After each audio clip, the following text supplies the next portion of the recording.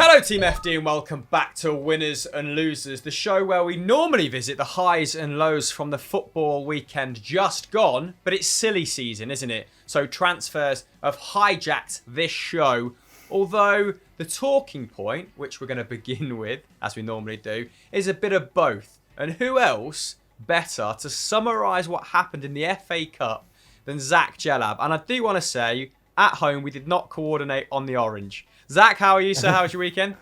Better now. Better, yeah. Saturday night was filled with sadness, and then Sunday was filled with regret. So Monday I'm now kind of with acceptance. I'm at the acceptance level of grief. So I'm getting there. Yeah, not too bad, thank you, mate.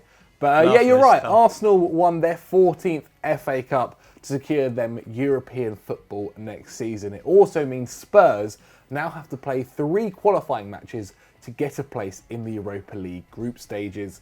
As a result, Arteta became the first person to win the FA Cup as club captain and manager for Arsenal, and the first Gunners manager to win silverware in their debut season since 1986-87. I mean, they did have Arsene Wenger in there for about 20 years, so no wonder it's so long. Despite some officiating complaints, soft second yellow card for Mateo Kovacic as well. And look, I may have moaned a little bit about the officiating, but it was not good, in my own opinion. Let me know what you guys think, though, in the comments below. Should Kovacic have been sent off? But the big decisions did seem correct. There was a clear penalty, and post-match replays showed Martinez, the Arsenal goalkeeper, was on the line when he caught the ball, despite some people saying otherwise, some people being me. Overall, the result seemed fair. Both teams had an XG of 0.9, whilst Chelsea were unlucky, as their only spark, Christian Pulisic, came off with a hamstring. And if you look at the photos, you see him pull it as he's running, and even though it's pulled, he still gets a shot off with pure agony in his face. So fair play to him, man. That is quite hard to do. Now, all the talk, however, has been about Pierre-Emerick Aubameyang, and that's for a number of reasons. Yeah, both his performance and the contract situation, right? So the Gabonese hitman, now the oldest player to score in an FA Cup final for Arsenal since 1932, and only the 5th player in history to score a brace at Wembley on more than one occasion in club football. It's safe to say that PEA is a big game player, right? And he deserved man of the match in this fixture. 4 shots, 2 on target, 1 dribble as well to boot, and he put in a defensive shift like his manager, the man's, with 2 tackles and interceptions. So, like Zach said, now the FA Cup is in the bag and European football has been secured. The main question is, what happens with Auba this summer?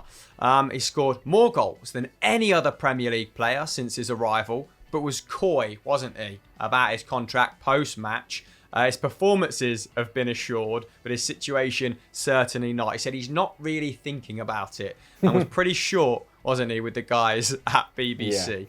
Yeah. Dan Roan getting it was a tough interview. Arteta, however, was a little bit more forthcoming, saying that he's positive about the situation and that Aubameyang wants to stay, and he wants to build a team around him, that old football manager adage. And we have actually dug out some footage which we do have the rights to, so let's check that out right now. Well, big games require big moments for big plays, and he's delivered that in the semi-final, and he's done it again in the final. And that's why you ask about those players. Some of them were questioning that he could not do it in big games. There we go. It was a big part on delivering this trophy. So he's done it, and we are so proud to have a player like him in our squad. So let's look at the pros and cons of Aubameyang signing a new deal at the Emirates. Now, the first big pro is it's actually quite unlikely a big club who can instantly challenge would be able to afford a decent fee for him and his wages that he would be getting at Arsenal. It's reported that he will be receiving £250,000 a week at 31 years old. And whether another club could offer him that same thing doesn't seem likely. And there's no real concrete links currently at the moment. We've seen some to Man City, but it doesn't really look that legit. Now, he also has the full backing of a young, exciting manager who gets the best out of him and is progressing the club forward. I mean, if you'd asked Aubameyang a year ago whether he would wanted to stay at Arsenal, his answer may be very different to where it is now after just winning the FA Cup. And he's the main man at the club. He's the club captain and he's their star player. He wouldn't necessarily get this anywhere else. If he was to move to City, he'd be surrounded by stars and wouldn't necessarily be used all the time. And finally, his family is also settled in London. Now, this is a factor maybe many people don't see. I mean, he's 31 years old. His family have been here for a few years now. They're getting used to. They probably very much enjoy living in London. So moving to another country or moving to another city may not be something that appeals to them. As for the cons, though, it's unlikely Arsenal are going to win any major silverware anytime soon. Aubameyang still hasn't won a league title in his career, and at the end of the day, if you ask a footballer what do they want to do, it's win titles, it's win more trophies. There's only so much individual awards, like becoming the top goal scorer, which is a good feat, can do for you. There's also it doesn't look like there's going to be much Champions League football over the next few years, especially for next season. And that's not really good enough for one of the world's best strikers who wants to be playing in the elite competition and proving himself against Europe's best teams. And finally, Arsenal have failed to progress after an FA Cup success before. Look at 2017. And there's a possibility it could happen again. Yeah, and I think there'll be a bit more clarity regarding that situation by the end of the week. But let's take a look at where else Arsenal can potentially strengthen or move certain players on. David Ornstein, in his podcast for The Athletic, has been a bit more forthcoming with the club's stance around players such as Rob Holding, Socrates, Mustafi, Guendouzi, Torreira, even Lacazette, saying that the Gunners are willing to part with those players in order to bring in new targets. Mustafi probably unlikely now, owing to his injury. It'd be interesting to see if any top clubs come in for Guendouzi, given that his attitude has been brought into question on several occasions. Torreira will maybe feel like he wants a second crack at the whip.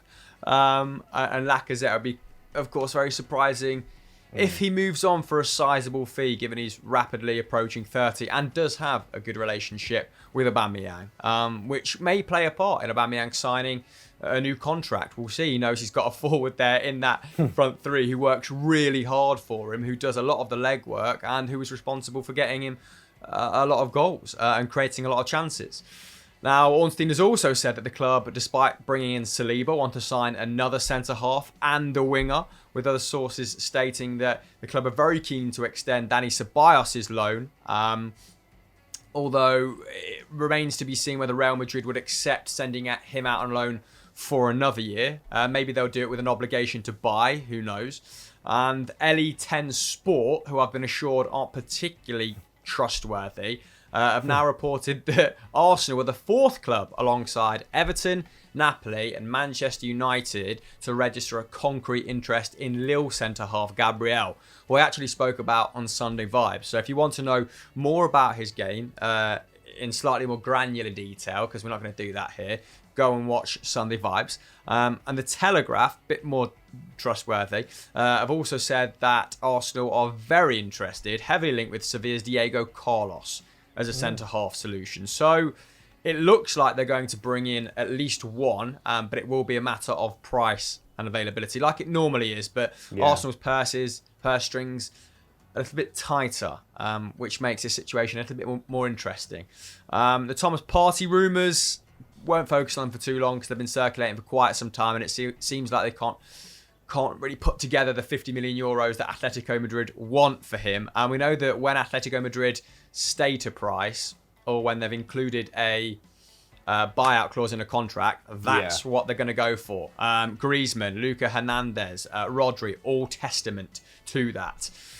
So the Independent have also said that, qualifying for European football through this FA Cup victory does change their summer plans quite dramatically. They do have more money to spend, but this may only see one extra player bought in on loan, and it might be Coutinho's lucrative wages that are covered by their Europa League run. I don't think it's going to be wholesale changes. However, with the club in action against Liverpool for the Community Shield on the 29th of August, they've got to get their business sorted quickly, haven't they? To be ready for competitive football. I mean, how's that later this month? Competitive in inverted commas football in less than a month's time. If you're an Arsenal fan, who of those transfers do you want to see come in, Jelab? You know what? Like, as much as I may complain, I thought Arsenal played pretty well against Chelsea, and their youth-wise. I mean, they had Saka on the bench, and I think next year he's gonna become even more of a star than he's been this year. Pepe looked really on that wing, so I actually think winger-wise, of course, you'd like to bring in another one, but I don't actually think that's necessarily the first problem they have to fix. Centre-back is definitely key for them. David Luiz, I thought, had a good game. Kieran Tierney actually thought had a pretty good game at centre-back too. But is that where they really want to be playing him? Maitland-Niles was pretty good at left wing-back, but you'd think Kieran Tierney would be... that's where he'd want to play. Though, as I said, he was okay. So I think centre-back's probably the main one. And then, yes, a centre midfielder to play alongside Xhaka, because I thought, or Danny Ceballos when they're not diving on the floor. I thought they were pretty good. So, yeah, if you can bring Danny Ceballos back on loan, then yes, centre-back is the first priority. If not, then probably a central midfielder.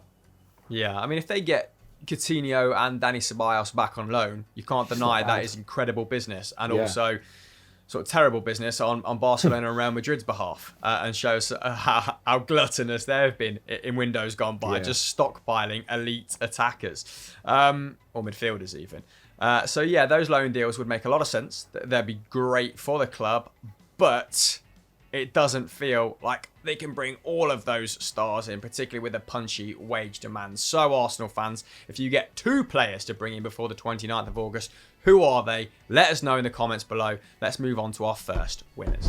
So just before we move on to our first winner, if you guys do not mind, please scroll down and subscribe to the Football Daily YouTube channel and hit the notification bell so you never miss an FD video. Now, our first winner comes from @Mr. Lazy Coder, and they have said Manchester City, who have had a very busy few days in the transfer market with Ferran Torres and Nathan Ake looking like they're close to joining the club. Now, the Valencia winger is set to sign for an initial fee of £21 million plus bonuses, with talks between the clubs at an advanced stage.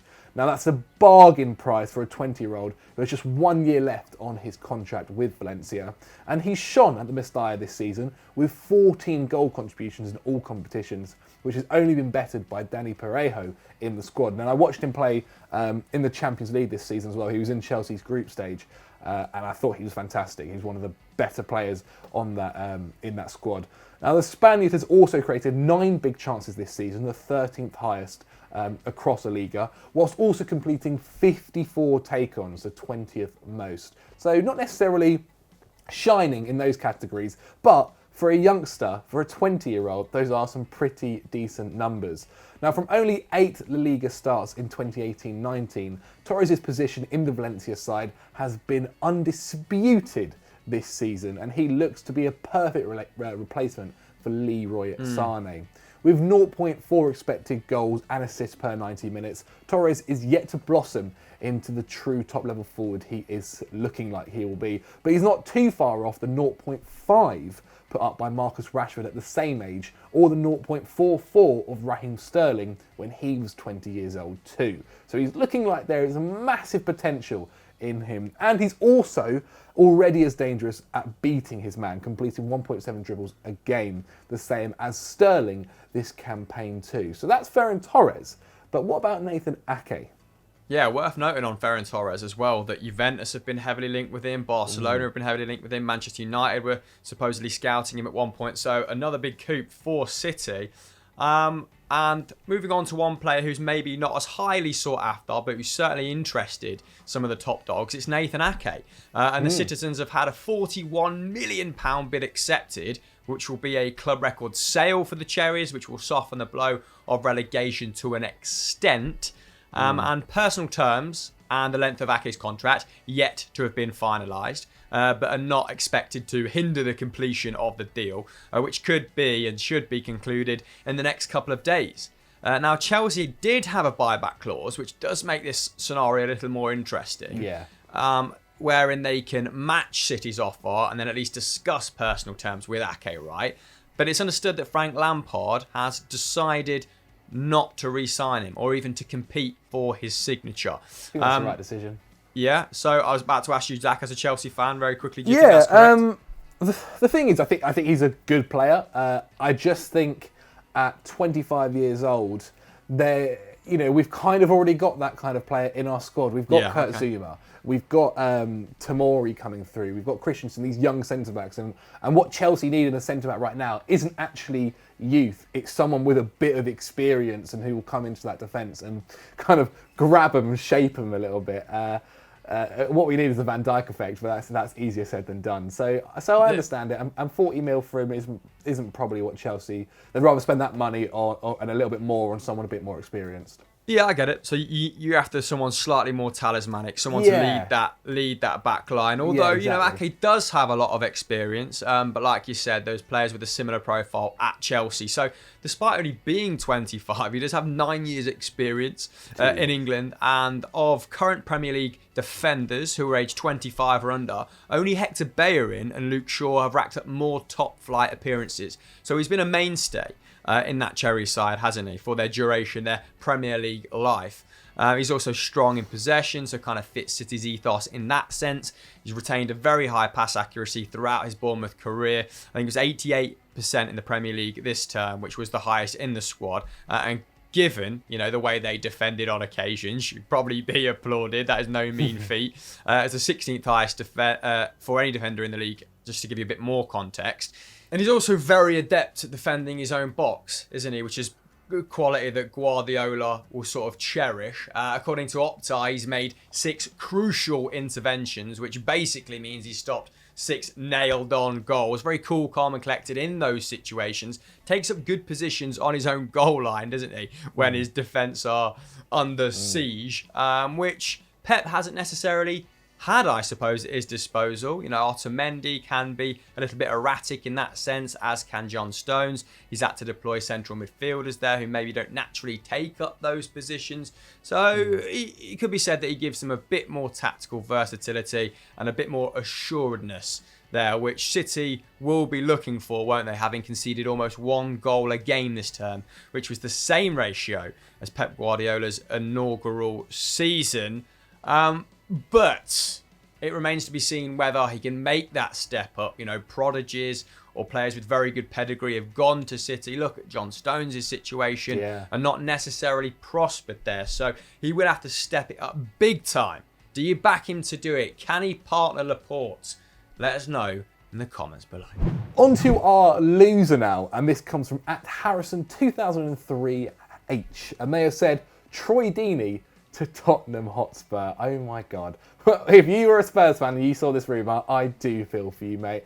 As it's been reported by several sources, including The Independent, that 32-year-old Troy Deeney has been offered to Tottenham ahead of Watford's relegation, and apparently Mourinho's considering it. Mental. Now, according to Spotrat.com, Deeney is Watford's 3rd highest earner and earns in surplus of £3.3 million a year. So they're keen to move him off their wage bill. And you know what this screams? That they did not put a relegation clause in Deeney's contract. Now, Spurs are reportedly keen on a loan, but with only a year left on his contract, surely the North London club would at least have to pay a fee, granted no one else is interested in moving for the striker. Now, Bournemouth's forward Callum Wilson is also apparently a target for the club, but would command a greater investment. Obviously, he's a bit younger, so it makes sense. Tottenham's hierarchy have reportedly greenlit a £10 million move for the 28-year-old, with Bournemouth holding out for £20 million, which has led to talks of an alternative player. And it looks like Deeney is braced for a move, telling Sky Sports that the harsh reality of relegation is that some people will lose their jobs. As a high earner, his departure may ease this burden. Yeah, it did feel like in his post-match interviews, he was kind of bringing his tenure at Watford to an end, didn't it, in a sense? And He did finish the season with respectable numbers, 12 goal involvements and an expected goals and assist rate of 0.61.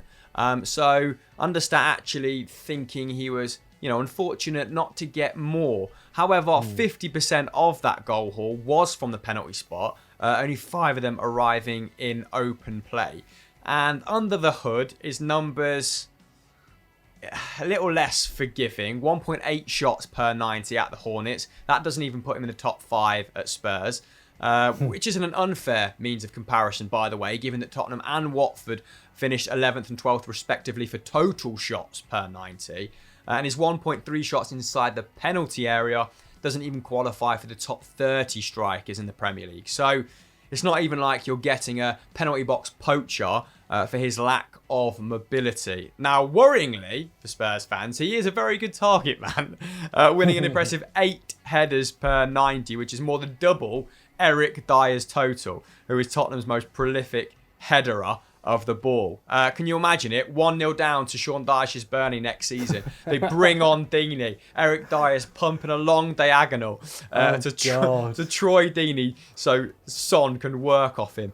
Lundstrom in the midfield. Rub my hands now. Harrowing times. Now, creatively, he is okay, and this physicality means that, other players can play off of him. He can bring his wide men or his supporting central midfielders into play. He's averaged 1.2 key passes per 90 this term, which has only been bettered by Gerard Deulofeu at Watford. It is also superior to Harry Kane's 0.9, which is quite surprising, but still not good enough to be in the top 5 creators at Spurs. So he doesn't really improve them at the pointy end of the stick, let's say, but he still has his qualities, and he's still clocked up over 2,000 minutes in 6 of his last 7 seasons, despite sort of repeated claims that his fitness isn't all there.